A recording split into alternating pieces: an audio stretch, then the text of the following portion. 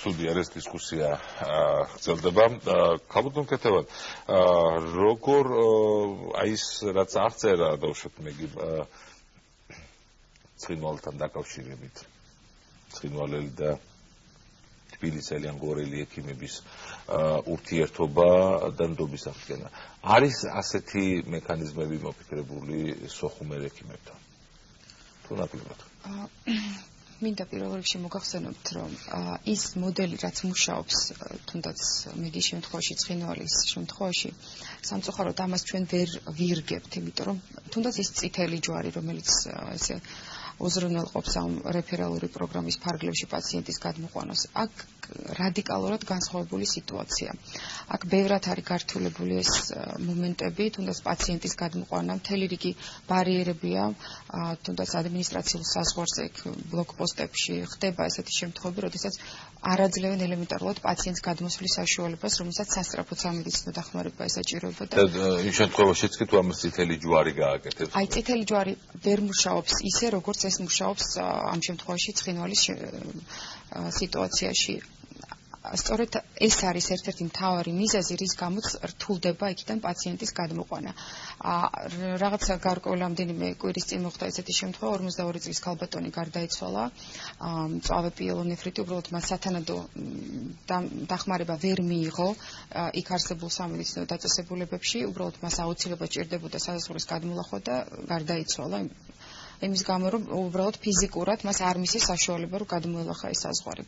ანუ ჩვენ სულ სხვა სახის პრობლემებს ვაწყდებით აქ.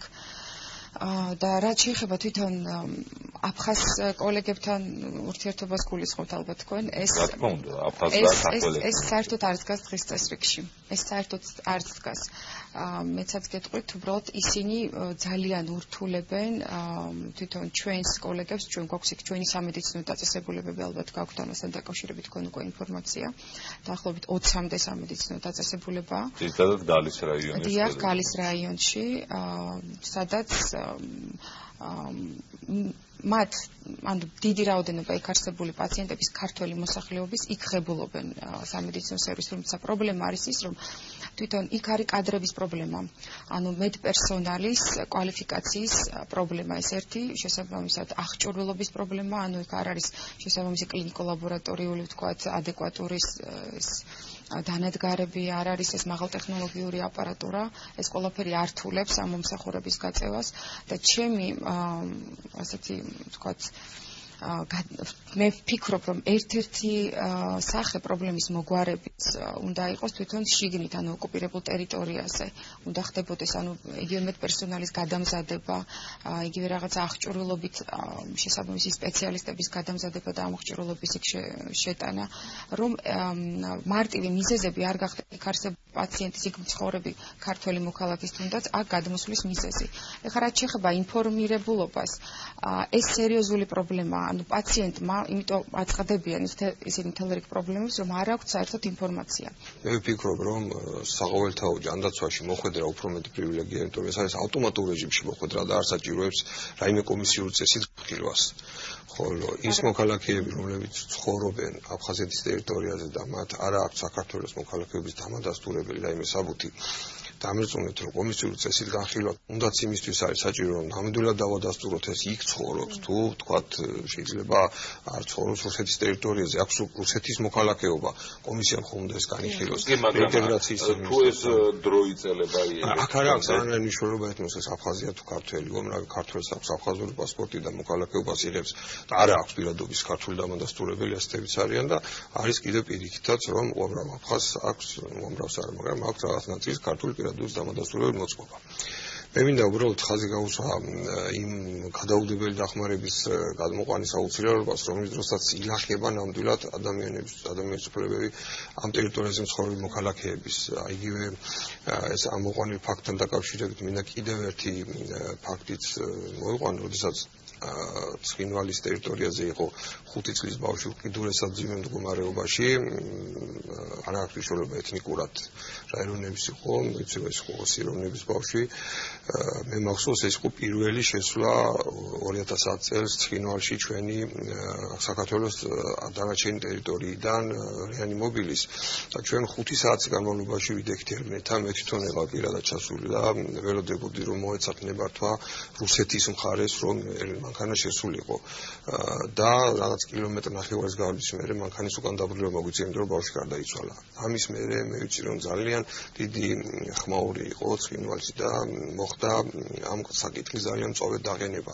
აი სწორედ ამის შემდეგ უკვე შეუფერხებლად კრიტიკულ მდგომარეობაში ხარ პაციენტებს განუყანა ხდება შეუფერხებლად. ეს რაც ერთი კარგი მოგვარდა და ამ ადამიანებს ვინც ასეთ ოკუპირებულ ტერიტორიაზე ცხოვრობს მიეწოდება მაღალკვალიფიციური ნამდვილად მომსახურება. რაც ხდება აფხაზეთის მიმართულებით, აქ მხოლოდ ორი შემთხვევაა, როდესაც რაც მე ბოლო 2 წელიწადში ვიცი, ჩვენი კოორდინაციით განხორციელდა სოხუმის მიმართულებით რომ დაიძრა რეანიმობილი და გადმოიყვანეთ პაციენტი. ესეც არანაირი სხვა ორგანიზაციების ჩარევით და არანაირი გარანტიები არ იყო თქვათ ამ მანქანის მოძრაობის. ეს იყო ნათესავების და ახლობლების მიერ დაყენებული მათი პასუხისმგებლობით და ჩვენმა რა თქმა უნდა სამსახურებმაც გარისკეს და შევიდნენ და გამოიყვანეს, მაგრამ მშვიდობიანად ჩაერა რა თქმა უნდა ყველაფერი. ანუ მე მინდა თქვა რომ უამრავი ჩვენი დაწესებული 5-მდე დაწესებულება ფინანსდება საქართველოს ცენტრალური ბიუჯეტით, რომელიც ფუნქციონირებს აფხაზეთის ტერიტორიაზე, ასევე სასწრაფო გადაუდებელი დახმარება გალის რაიონის ფინანსდება ცენტრალური ბიუჯეტით ადგილზე. უამრავი სარემონტო სამუშაოები, უამრავი მანქანები გვაქვს ძალიან რაოდენობით გადაცემული, ინვენტარი, აღჭურვილობა, მაგრამ რაც გვაქვს ეს გვაქვს ხა ადგილზე ექიმების კვალიფიკაციის დონე, რა თქმა უნდა, უკეთესი სურვილს ტოვებს. ასევე ახალგორის ტერიტორიაზე დღემდე ფინანსდება ახალგორის პოლიკლინიკა და ახალგორის საავადმყოფო სასწრაფო თავად ახალგორის ტერიტორიაზე. თავად ახალგორის ტერიტორიაზე კი. ჩვენ მაქსიმალურად ვცდილობთ რომ უზრუნველყოთ იქ მაქსიმალური სერვისი. აი აქ ზუსტად იყო აღნიშნული საკითხი, რომ საბედნიეროდ დღეს არის შესაძლებელი რომ წითელმა ჯვარმა იქ გარკვეული, ასე ვთქვათ, სამუშაოები აწარმოოს და მართლა ნამდვილად კარგი მდგომარეობა არის მაგ კუთხით, მაგრამ უნდა აღნიშნო იმ პაციენტების, ასე ვთქვათ, კატეგორია, რომლებიც ვერ ხვდებიან სწრაფი გადაუდებელი ასე ვთქვათ პროგრამაში და არის რამოდენიმე კატეგორია, ანუ არის რომლებსაც დაუშვათ არ ყავთ არანაირი ნათესავი თბილისში და არ აქვთ არანაირი კონტაქტი, მაგრამ აქვთ სურვილი რომ გადმოვიდნენ და მიიღონ სამედიცინო დახმარება.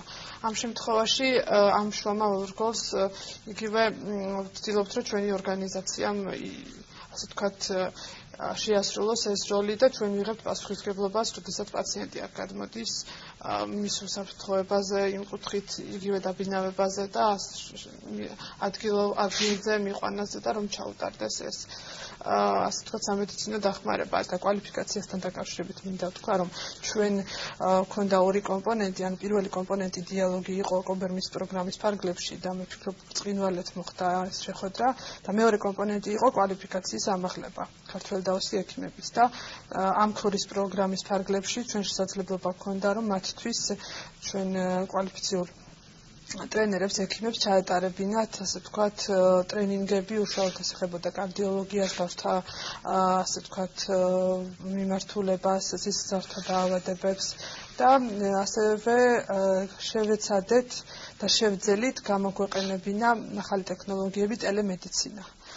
და ტელემედიცინის მიმართულებით ჩატარდა ტრენინგი და დღეს უკვე ტელემედიცინის საშუალებით, ასე ვთქვათ, ქართველდაოს ექიმებს აქვთ კომუნიკაცია და როდესაც არის კონკრეტული შემთხვევები, რომ პაციენტი მიმართავს ცხინვალში ასე ვთქვათ, კონკრეტულ პრობლემით, მათ აქვთ საშუალება, რომ დაუკავშირდნენ თავის ქართულ კოლეგას და გააცნონ ის პრობლემა, რა პრობლემაც პაციენტს აქვს და კონსულტაციები მიიღონ ერთმანეთისგან. და მე ვფიქრობ, ეს არის ძალიან დიდი იმისათვის, რომ უშუალოდ აი ეს ნდობის პროცესი გაგრძელდეს. მადლობა და მე ერთი კითხვა მექნება ძალიან მოკლედ იქნება მთავარი რეკომენდაცია რა შეიძლება რომ დღეს აი ამ პროცესის უშუალო მონაწილეებს შესთავაზოთ, იმიტომ რომ თქვენ იკვლევთ ამ საკითხს. რა არის ყველაზე მნიშვნელოვანი და გადაუდებელი დღეს?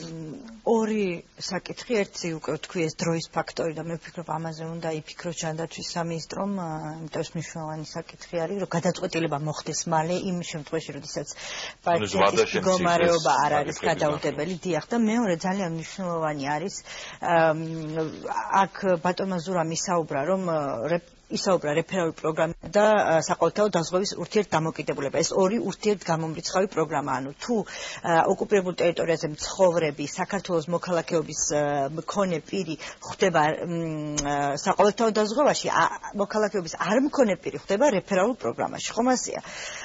მაგრამ უნდა გავითვალისწინოთ, რომ საყოველთაო დაზღვევა არ ფარავს ყველა დაავადებას, არ ფარავს ყველაფერს 100%. მაშინ, როდესაც რეფერალური პროგრამა ფარავს ყველა დაავადებას თითქმის 100%.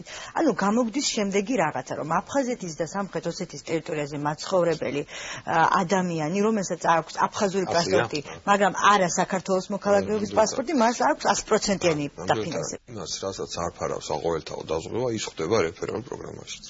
ამ შემთხვევაში საჭიროა შუამდგომლობა, ხო ასეა დამატებით